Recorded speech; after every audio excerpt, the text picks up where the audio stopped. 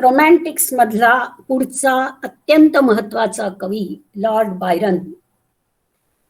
याचं प्रमुख वैशिष्ट्य म्हणजे शेलेचं स्वातंत्र्य प्रेम वैयक्तिक जीवनापुरतं मर्यादित राहिलं. सामाजिक स्वातंत्र्याचा वगैरे पुरस्कार त्यानं केला, पण या लॉर्ड बायरननं स्वतःच्या जीवनात हे स्वातंत्र्य प्रेम आणलं. आपण पाहिलं की ग्रीससाठी, म्हणजे ग्रीस आणि टर्की यांचं युद्ध चाललेलं असताना त्याच्या मते ग्रीसवर हा अन्याय आहे आणि म्हणून ग्रीसच्या स्वातंत्र्यासाठी तो लढायला गेला. सर्व प्रकारचं सहकार्य त्यानं दिलं. स्वतःच्या खर्चानं त्यानं तिथं बायरन ब्रिगेड तयार केली आणि एवढंच नाही, तो लढला तिथे आणि त्यातच मरण पावला. त्यामुळं ग्रीसचा तो महानायक आहे. बायरन डे, त्याच्या मृत्यूचा दिवस ग्रीसमध्ये साजरा केला जातो. आणि काही जणांनी तर असं म्हटलं की जर हा जिवंत असता तर आम्ही ग्रीसचं सिंहासन त्याला दिलं असतं, कारण युरोपमधून उठून तिथं जाऊन लढायचं आणि मरायचं हे कोण केलं असतं. एकूण त्याचं व्यक्तिमत्व हे दोन प्रकारचं होतं.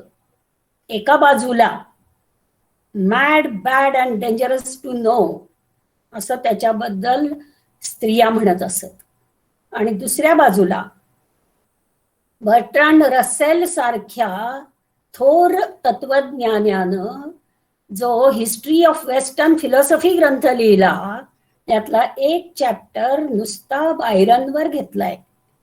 एवढं पुरेसं आहे त्याच्या व्यक्तिमत्वाबद्दल सांगायला.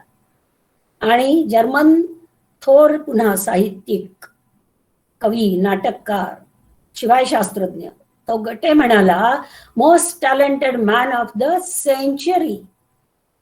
तर असं हे व्यक्तिमत्व. आणि त्याच्या मृत्यूनंतर हे व्यक्तिमत्वाची दोन वैशिष्ट्य फार ठळकपणे समोर आली. हे मॅड, बॅड वगैरे त्याचं विशेषण असल्यामुळं इतर कवींना जी वेस्टमिन्स्टर अबेमध्ये जागा मिळत होती ती जागा बायरनला मिळाली नाही. एका बाजूला ती जागा तिथं नाही, पण दुसऱ्या बाजूला त्याला श्रद्धांजली वाहण्यासाठी लोकांची प्रचंड गर्दी झाली होती आणि सेंट मेरी चर्च मध्ये शेवटी त्याचं दफन करण्यात आलं. असा हा विलक्षण व्यक्तिमत्व आणि आयुष्याचा लॉर्ड बायरन. तिघही हे इंटेन्स रोमॅन्टिक कवी अल्पायुषी मरण पावले. त्याची लोकप्रियता युरोपमध्ये आपल्याला सर्वत्र सापडेल. केम्ब्रिजमध्ये लॉर्ड बायरन इन आहे. रोममध्ये त्याच्या नावाचं मोठं हॉटेल आहे, म्हणजे त्याचं नाव मोठ्या हॉटेलला दिलेलं आहे. ग्रीसमध्ये स्कूल ऑफ लँग्वेजेसला त्याचं नाव दिलेलं आहे. त्याचं हे सुभाषित जे त्यानं सिद्ध केलं बिचाऱ्यानं, the great art of life is sensation to feel that we exist even in pain. आपण आहोत हे याच्या आधी आपण पाहिलं, पोप म्हणाला टू थिंक, इथं टू फील असं क्रियापद येतं. हा फरक पाहण्यासारखा आहे. वेदना असल्या तरी सुद्धा फीलिंग ऑफ इट हे महत्वाचं आहे असं त्याचं म्हणणं. Men think highly of those who rise rapidly in the world, whereas nothing rises quicker than dust, straw and feathers. हे तिघ जण सुद्धा फार लवकर वर येतात. तेव्हा फार लवकर वर येणं, पुढे जाणं रॅपिडली, हे कौतुक करायचं कारण नाही, कष्ट पाहिजेत. आणि हे त्यानं सिद्ध केलं, या तिघा कवींनी सिद्ध केलं. Heaven gives its favourites early death. देवानं या तिघांनाही अर्ली डेथ दिली. आणि लॉर्ड बायरन विषयी कुसुमाग्रजांना प्रचंड आकर्षण होतं.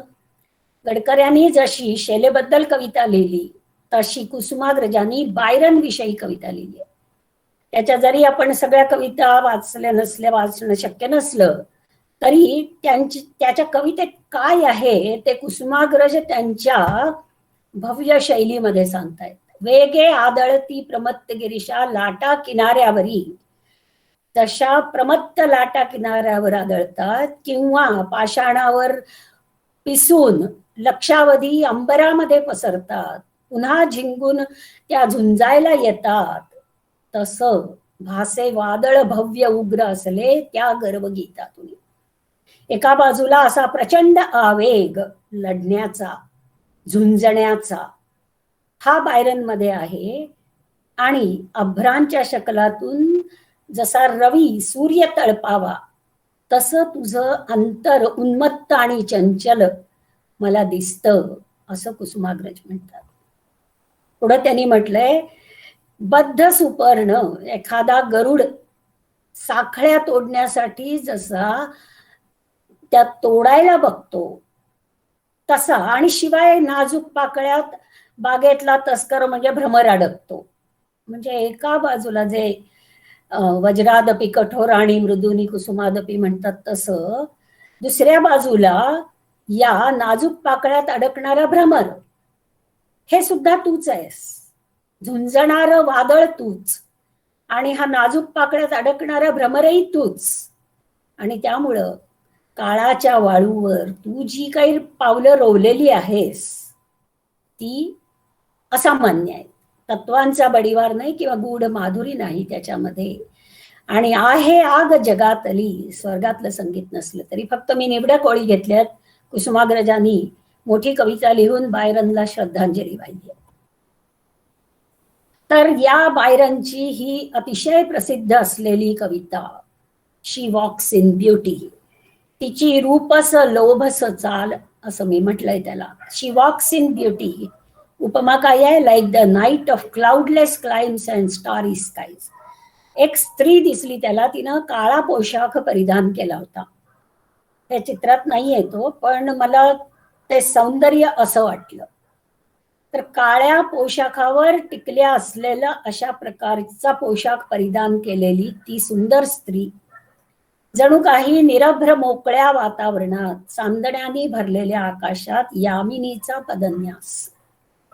क्लाउडलेस क्लायमेट आणि ताऱ्याने भरलेलं आकाश, तिथं जशी रात्र पावलं टाकते, आणि तिच्यामध्ये in her aspect and her eyes the mellow to the tender light heaven to gaudy day denies. तर अंधार आणि प्रकाश याच्या सर्वोत्तम छटा तिच्या त्या रूपात आणि डोळ्यात एकत्र झाल्यात असं त्यांनी म्हटलंय. आणि या मेळातून जो काही सौम्य झालेला कोमल प्रकाश आहे तो ग्रीष्मातल्या दिवसावर कधी चमकत नाही. म्हणजे एका बाजूला तेज आणि दुसऱ्या बाजूला सौम्यता, हा दोन्हीचा अशा प्रकारचा संगम. म्हणजे ग्रीष्माची उष्णता किंवा झळाळता प्रकाश थोड्याशा सावलीनं टेंडर लाईट झालेला, अशा प्रकारचं हे तिचं सौंदर्य. म्हणजे आपल्या मराठीतली जी कविता आहे चांदणे शिंपीत जशी, तिची आठवण व्हावी अशा प्रकारचं हे वर्णन आहे. आणि ते जे तो म्हणतोय त्याला पुन्हा पुन्हा काय भावतंय तिच्यामधलं, तर असं तेज आणि अंधार या दोन्हीचं असं मिश्रण आहे इतकं की तो म्हणतो एखादी शेड कमी जास्त जर असती, वन रे द लेस किंवा वन शेड मोर, तर या सुमेळातली अनामिक आभा अर्धी झापडली असती. In half इम्पेअर्ड the nameless grace. आणि ग्रेस या शब्दाची, ग्रेस आपल्याला माहिती आहे, अत्यंत सुंदर शब्द आहे इंग्लिश मधला हा, ज्याच्यामध्ये सौंदर्य आहे, कृपा आहे, सौम्यता आहे, सगळं काही आहे. which waves in every raven trace or softly lightens over her face. तिच्या ज्या रॅव्हन म्हणजे कावळ्यासारख्या काळ्या बटा, त्या बटामध्ये ते तेज लहरते. आपण ते कधी चित्रदर्शी असं वर्णन आहे हे. थोडासा अंधार, थोडासा प्रकाश तो तिच्या बटांच्यावर पसरतोय, आणि हे सगळं सॉफ्टली, मृदूपणानं चाललंय. तिच्या चेहऱ्यावर हे सौंदर्य, ही आभा मृदुलतेनं तरळते. म्हणजे इंग्लिशमध्ये याला फक्त आभा या शब्दानंच इंग्लिश मधून याचा अनुवाद होऊ शकेल. हे जे सौंदर्य आहे, तेज आणि सौंदर्य अंधारानं भरलेलं, आणि शिवाय how pure, how dear their dwelling place. आता केवळ मानवी शारीरिक सौंदर्य नाही, तर प्रशांत गभीर मधुर विचारांचं, विशुद्ध प्रियतम असं हे निवासस्थान आहे. म्हणजे सौंदर्याला एक शाप असतो चंचलतेचा, म्हणजे तो शाप तो सौंदर्याला असतो, पण त्यामुळं तो प्रेम करणाऱ्यांना लाभतो. पण तरी सौंदर्यामधला आपण हा दोष म्हणू. पण इथं हिचं हृदय प्रशांत गंभीर मधुर विचारांनी भरलंय हे तिच्या चेहऱ्यावर दिसतंय. ऑन दॅट चीक, ओव्हर दॅट ब्रो, 3 विशेषणं वापरली आहेत. सॉफ्ट, काम, यट इलोक्वंट. आता विरोधाभासानी एकत्र होणं हे काव्याचं फार मोठं वैशिष्ट्य असतं. आपण पाहिलं होतं paradox is the language of poetry. तर हे सगळे पॅराडॉक्स आपल्याला दिसत आहेत इथं. या सौंदर्यामध्ये चंचलता नाहीये, गभीर आहे, प्युअर, डिअर, आणि शिवाय मृदू, शांत, आणि तरी सुद्धा इलोक्वंट. आणि आपल्याला माहिती आहे की जेव्हा एखादा माणूस अत्यंत शांत असेल तर त्याच्या एखाद दुसऱ्या शब्दातून बरेच ग्रंथ आपल्या कानावर येत असतात. तर इतकं शांत तरीही बोलकं असा तिच्या चेहऱ्यावरचा भाव आहे. तिच्या हृदयाचं सौंदर्य, smiles that win, the tints that glow. छटा चमकतायत तिच्या चेहऱ्यावर, तिचं स्मितहास्य जिंकून घेणार आहे. आणि ते काय सांगतायत तर सुजनतेत व्यतीत केलेल्या दिवसांची कथा. Tale of days in goodness spent. माणसाचा भूतकाळ त्याच्या चेहऱ्यावर प्रकटत असतो. हिच्या चेहऱ्यावर सृजनतेत व्यतीत केलेले दिवस प्रतिबिंबित झालेले आहेत. आणि तिचं मन at peace with all below, a heart whose love is innocent. हे जे काही आयुष्यातली तुफानं असतील, ऑल बिलो, ती सगळी खाली टाकून तिचं मन त्याच्यावर शांतपणे उभं आहे. आणि याचं कारण तिचं हृदय इनोसेंट, निष्पाप, निरागस प्रेमानं भरलेलं आहे. तर अशा प्रकारे या सुंदर स्त्रीच्या केवळ शारीरिक नव्हे तर हृदयाच्या सौंदर्यावर अप्रतिम अशा प्रकारची ही त्यानं भाषांतर म्हणा, भाषांतर म्हणजे या अर्थानं की भावनांचं शब्दामध्ये भाषांतर त्यानं केलेलं आहे. कधी विसरू शकणार नाही अशा प्रकारची कविता आहे, अर्थातच अत्यंत लोकप्रिय आहे.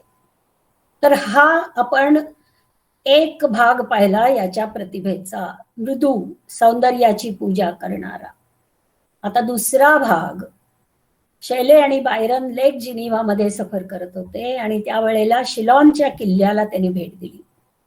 बॉनीवॉर जो जिनिव्हाच्या स्वातंत्र्यासाठी लढला होता, त्या स्वातंत्र्यवीराची कोठडी त्यांनी पाहिली. सुरुवात बघा, eternal spirit of the chainless mind, ते विमुक्त मानसाचं चिरंतन असं दैवत.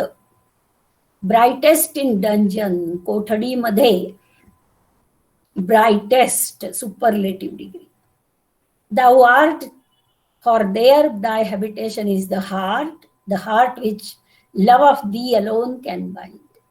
तिथं हे स्वतंत्रते तुझं तेज झळाळतं, कारण तिथं तुझा अशा अंतःकरणात निवास असतो की ज्याला फक्त तुझं प्रेम माहिती असतं. दुसऱ्या कुणाचं प्रेम या स्वातंत्र्यवीरांना माहित नसतं. And when thy sons to fetters are consigned, जेव्हा ते तुझे पुत्र त्यांना शृंखला करकसतात, फेटर्स, आणि ती कोंदट कुबट कोठडी तिच्यामध्ये अंधतमिश्रा त्यांना गिळू पाहते, डॅम्प वॉल्स ग्लूम, तेव्हा त्या राष्ट्राला विजय मिळतो त्यांच्या हौतात्म्यातून. आणि मग दशदिशांच्या प्रत्येक वाहिवरीवर स्वतंत्रतेच्या महिम्याची ग्वाही पसरते. आणि म्हणून त्यानं म्हटलंय की शिलॉन तुझा तुरुंग हे होली प्लेस, पवित्र तीर्थस्थळ आहे. दाय सॅड फ्लोअर अँड अल्टार, ही तुझी भूमी यज्ञभूमी आहे. चर्च मधली जी वेदी असते तशी ही आहे. आणि मला वाटतं याच्यामध्ये आपल्याला सावरकरांच्या त्यागाचं, अंदमान तुरुंगाचं आणि त्यांच्या स्वतंत्रतेच्या स्तोत्राचं स्मरण होणं अपरिहार्य. अशाच प्रकारे त्यांनी त्याग केलेला आहे. बायरन म्हणतोय, ही पदचिन्ह पुसू नका, for it was ट्रॉड until his very steps have left trace. गवताळ जमिनीवर जसे ठसे उमटावे तसे या थंडगार फरशीवर त्याच्या पावलांचे ठसे उमटलेत. तेव्हा ही पदचिन्ह पुसू नका. Their appeal is from tyranny to God. परमेश्वराला त्यांची प्रार्थना आहे हुकुमशाहीच्या निर्दालनासाठी. अशी ही दुसऱ्या टोकाची कविता आहे, जे कुसुमाग्रज म्हणतात त्याप्रमाणे. तर हे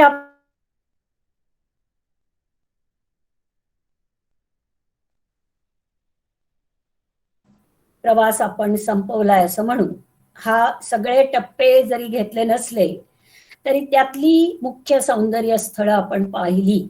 आणि आता आपण व्हिक्टोरियन काळाकडे वळतो. व्हिक्टोरिया राणीच्या काळातलं साहित्य. जाता जाता व्हिक्टोरिया राणी ही स्वतः लेखिका होती. तिच्या डायऱ्यामध्ये तिच्या लेखनाचे गुण दिसून येतात आणि तिच्या काळातल्या कवी लेखकांना ती गुणग्राहकपणानं संदेश देत असे किंवा त्यांचा सत्कार करत असे, हे जाता जाता लक्षात ठेवायचं. हा जो रॉबर्ट ब्राउनिंग कवी, याचं जीवन वैशिष्ट्यपूर्ण आहे. त्याचं काव्य रोमॅन्टिक नाहीये, पण त्याचं जीवन मात्र खरोखर रोमॅन्टिक होतं. आणि त्याचं सविस्तर जर आपल्याला वाचायचं असेल तर एक गोष्ट म्हणजे love letters of Robert browning and Elizabeth beret असं पुस्तक वाचायला पाहिजे.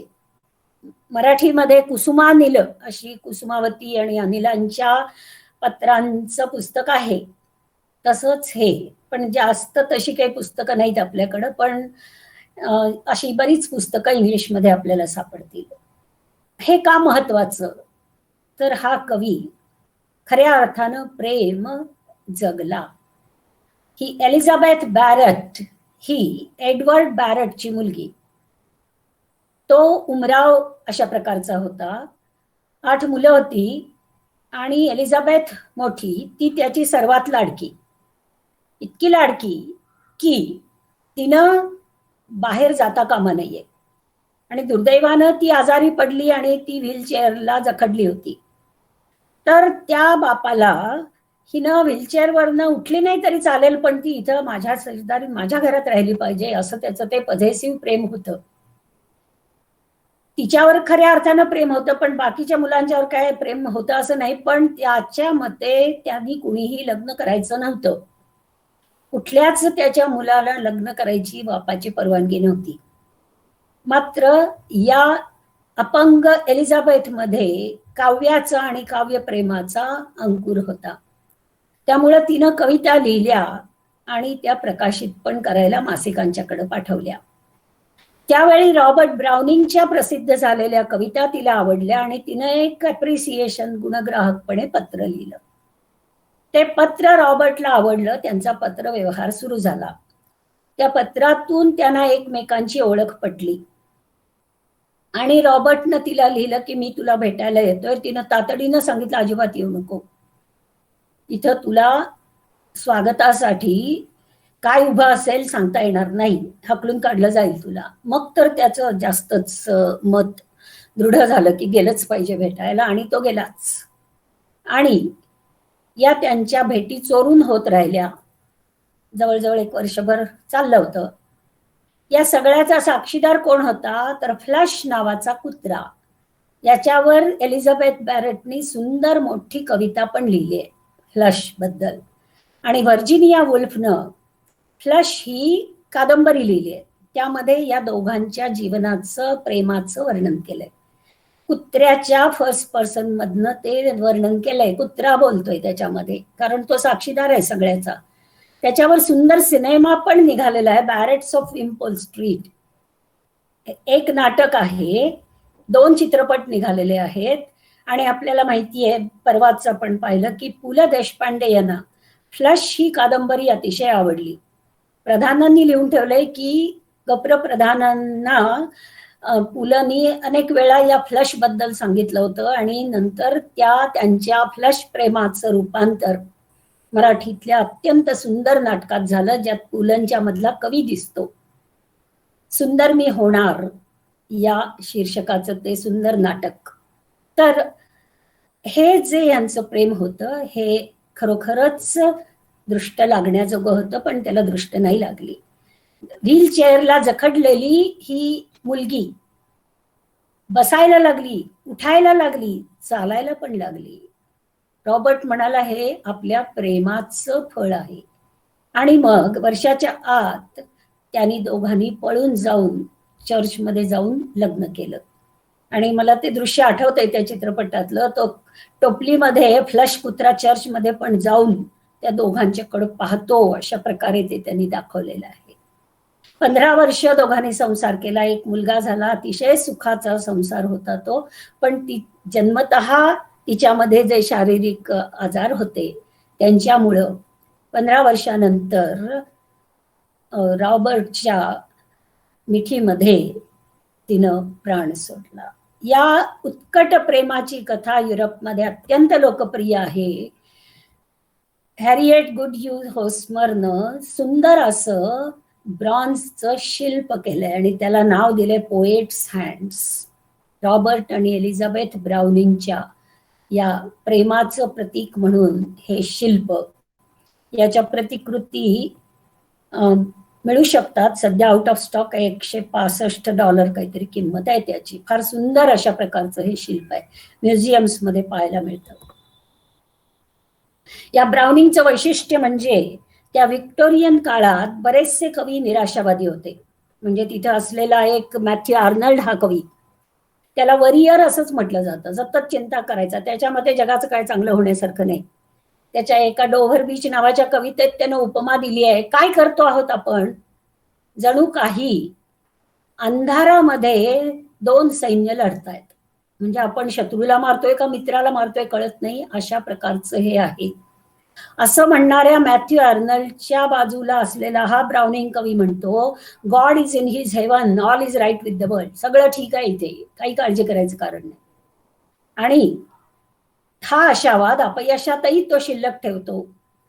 खरं म्हणजे एलिझाबेथ गेल्यानंतर तो अत्यंत निराश झाला होता, पण जणू त्यानं स्वतःला सांगितलं होतं. त्यानं नंतर विवाह केला नाही. लेडी ॲशबर्टन नावाची श्रीमंत विधवा, तिला त्याच्याशी लग्न करायचं होतं, त्यानं नकार दिला. But what if I fail of my purpose here? It is but to keep the nerves at strain, to drive on sighs and laugh at a fall. डोळे पुसून आपण पडलो याला स्मितहास्य करून स्वीकारायचं आणि get up and begin again, अशा प्रकारचा तेजस्वी संदेश, आशावादी संदेश तो देतो. त्याची सुभाषितं खरोखर सुंदर आहेत. Take away love and our earth is a tomb. प्रेम गेलं तर पृथ्वी म्हणजे कबर थडग होईल. पुन्हा आशावादानं तो म्हणतो, माझा सूर्य जेव्हा मावळतो तो पुन्हा उगवण्यासाठीच मावळतो. Ignorance is not innocence but sin. तर हे वर्ड्सवर्थनं जे म्हटलं होतं, ignorance is bliss. Romantic. Browning romantic नाही. त्यामुळे त्यानं म्हटलंय ते इग्नोरन्सला ब्लिस वगैरे काही म्हणू नका, ते पाप आहे. ज्ञानाच्या उदयाचा, एनलायटनमेंटचा तो काळ होता, त्यामुळं ब्राउनिंग हे न म्हणणं अशक्य होतं. Who hears music feels its solitude, people at once. हा प्रत्येकाच्या अनुभवाचाच भाग आहे. प्राचीन काळापासून संगीताची ही महती कवी लेखक गात आलेत आणि ती अत्यंत प्रत्ययकारी आहे. ती न पटणारा माणूस तो दुर्जन असतो, असं शेक्सपियरनं सांगितलंच. God is the perfect poet, हे त्याचं वाक्य आहे, पण एलिझाबेथ त्याला नेहमी हेच सांगायची. Oh to be in England now that April is there. हे वर्ड्सवर्थ सारखंच तो म्हणतोय की स्प्रिंग आलेला आहे इंग्लंडमध्ये, तिथंच जायला पाहिजे. How good is man's life the mere living. केवळ जगणं हे सुद्धा किती सुंदर आहे, तो म्हणतो. How fit to employ all the heart and the soul and the senses for ever enjoy. आनंदानं जगायला काय हरकत आहे. इथं मला दुर्गाबाई भागवतांची आठवण येते. दुर्गाबाई वृद्ध झाल्यानंतर प्रतिभा रानडेने त्यांची मुलाखत घेतली होती. त्यात त्या वयात दुर्गाबाईंचं वाक्य आहे, मला जगण्याचं सुख वाटतं बघ. हे वाक्य जे काही मला थरारून सोडलं त्यांनी, तसंच हे वाक्य आहे ब्राउनिंगचं, की जीवनावर प्रेम आहे जीवनात जगण्यासारखं पुष्कळचं. निराश माणसांना बऱ्यापैकी टोला देणारं हे वाक्य आहे. मराठीमध्ये रॉबर्ट ब्राउनिंग आणि दिवाकर यांची तुलना करून या सुबोध जोशींनी असं म्हटलंय की तो जो नाट्यछटा प्रकार आहे दिवाकरांचा, तो ब्राउनिंगच्या संस्कारातून झालाय असं त्यांचं म्हणणं आहे. ही कविता लहानपणी आपण ऐकलेली वाचलेलीच असते. पाईड पायपर ऑफ हॅमलिन या पुंगीवाल्याला त्या शहरातल्या लोकांनी बोलावून घेतलं कारण उंदीर फार झाले ते. तो म्हणाला ठीक आहे, मी उंदरांना सगळ्यांना घेऊन जातो, समुद्रात बुडवतो, माझे मेहनताना दिला पाहिजे. लोक म्हणले देतो. आणि मग खरोखर त्यानं पुंगी वाजवल्यावर सगळे उंदीर त्याच्या पाठोपाठ पाठोपाठ गेले आणि त्यांना समुद्रात नेलं, बुडवले, नदीत किंवा समुद्रात बुडवून टाकलं. मग तो पैसे मागायला लागल्यावर त्यांनी टाळाटाळ करायला सुरुवात केली. तेव्हा या पुंगीवाल्यानं पुन्हा पुंगी वाजवायला सुरुवात केली आणि त्याच्या मागं कोण निघालं तर सगळी गावातली लहान मुलं निघाली की. आणि त्यांना तो त्या पुंगीच्या नादावर डोलवत डोलवत एका गुहेपाशी घेऊन गेला. ती मुलं जी गुहेमध्ये गेली ती गेली. एक अपंग मुलगा दाराशी होता, तो जाऊ शकला नाही कारण तेवढ्यात दार बंद झालं. त्यात तो मुलगा म्हणाला, मी तेवढ्या क्षणात जे काही गुहेत पाहिलं ते फारच सुंदर होतं.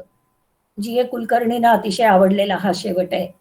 त्यांनी त्याच्यावर कमेंट्स बऱ्याच केलेल्या आहेत. फार सुंदर अशा प्रकारची ही कविता लहान मुलांच्यासाठी आहे, पण खरं म्हणजे मोठ्यांच्यासाठी सुद्धा आहे. आपण एक कविता पाहून थांबू. द पॅट्रियट, देशभक्त. आता देशभक्ती या विषयावर बोलायचं म्हणजे जरा कठीणच आहे, पण ह्या कवितेपुरतं बोलूया आपण. ब्राउनिंग म्हणतो, एक देशभक्त त्याच्या आयुष्यातले 2 टप्पे सांगतोय. भूतकाळातला टप्पा केव्हाचा? A year ago on this very day, 1 वर्षापूर्वी. काय होतं तेव्हा? It was roses roses all the way. चहूबाजूना गुलाबाची फुलंच फुलं होती माझ्या मार्गावर.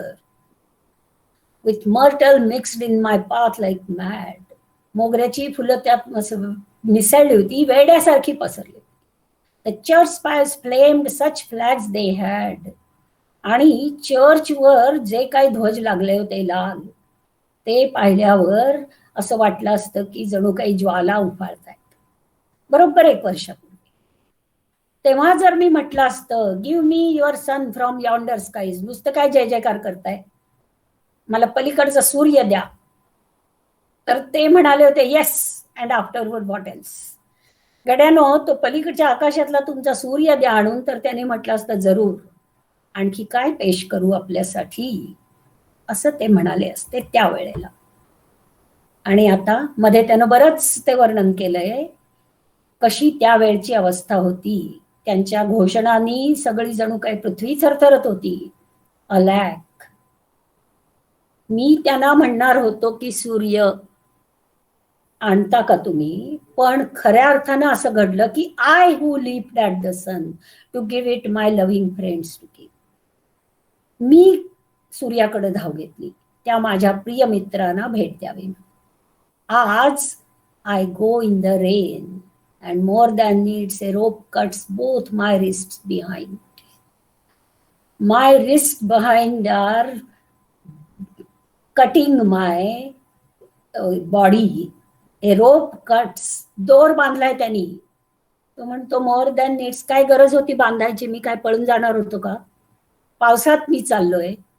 आणि शिवाय त्या पाठीमागं बांधलेल्या माझ्या मनगटांना पहा तुम्ही, रक्ताळलेला दोर काचतोय.